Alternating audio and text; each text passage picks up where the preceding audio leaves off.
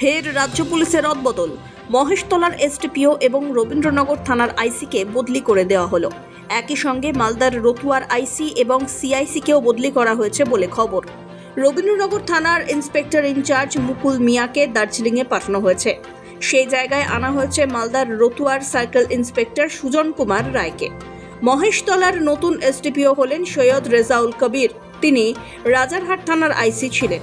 এদিকে মহেশতলার এসডিপিও কামারুজ্জামান মোল্লাকে বদলি করে দেওয়া হলো স্টেট আর্মড পুলিশের ৩য় ব্যাটালিয়নের সহকারী কমান্ড্যান্ট পদে।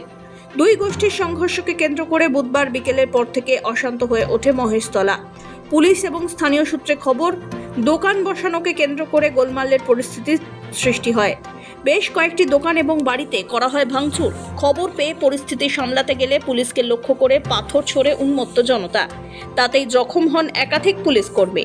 প্রায় গভীর রাত্রি পর্যন্ত ওই এলাকার পরিস্থিতি উত্তপ্ত ছিল। শনিবারও এলাকায় পুলিশি টহল চলে। এই ঘটনায় পুলিশের ভূমিকা নিয়ে প্রশ্ন ওঠে। সরব হয়েছিলেন বিরোধীরা। সরব হন বিরোধী দলনেতা শুভেন্দু অধিকারীও। ওসি মুকুল মিয়াকে অ্যারেস্ট করতে হবে। IC Rabindranagar police station, Diamond Harbour district, এ তৃণমূলের লোক।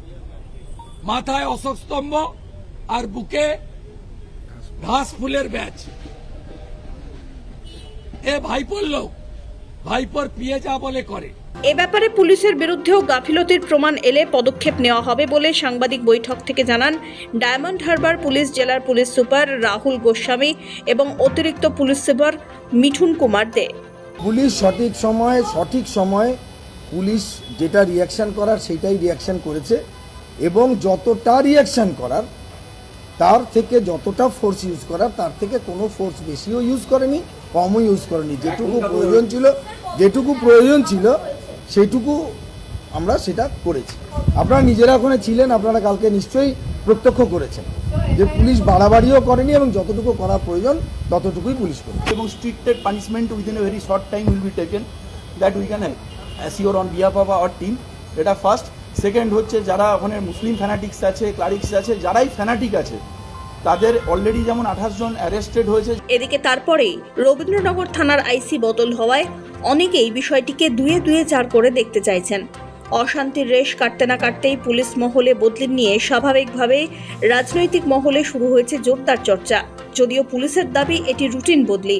এর সঙ্গে মহেশতলার দুই গোষ্ঠীর অশান্তির কোনো সম্পর্ক নেই। সৌভিক সান্যাল ও জাহিদ মিস্ত্রির রিপোর্ট, সময়, কলকাতা।